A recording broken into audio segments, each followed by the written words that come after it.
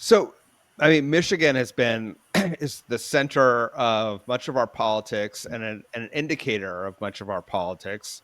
What are you seeing on the ground right now in your state that will give us maybe some insights into what's going to happen in 2026, 2028?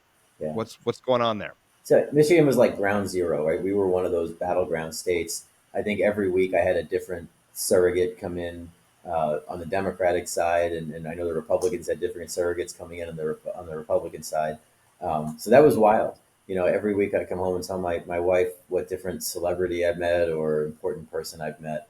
Um, I think there's some healthy frustration in Michigan right now. A lot of people chose to vote for President Trump, to vote for the Republican Party. Our congressional seat flipped, and I think there's a lot of frustration. I mean, you certainly have the ends of the spectrum who stake out their positions. The liberals are very upset with what's going on, but I think it's your average everyday person, your blue collar auto worker who is not seeing grocery prices come down, who is facing the prospect of layoff if these tariffs with Canada, who's been our longest trading partner, the longest undefended border.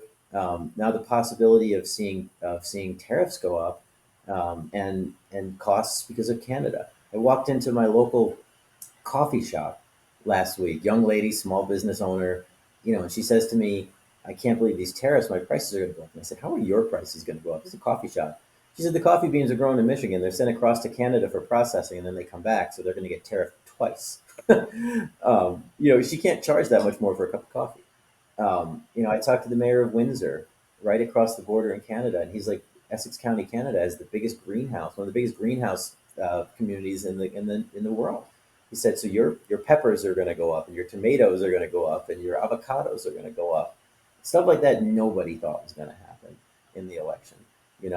I've heard from Democrats and independents and Republicans, folks who voted why they voted, and now you're seeing a healthy frustration from people who just don't understand. Why is the focus on taking over Greenland instead of bringing my grocery prices down, and how are these tariffs? I honestly think people understand when it comes to China, right? They know that China tariffs us, and I do think there's an understanding there. But when you talk about Mexico and Canada, there's just a lot of folks who are really confused on what's going on. So I think when you see kind of poll numbers go down nationally, Michigan is an example of that, because it's just that they're not seeing the change that they were promised, at least not yet.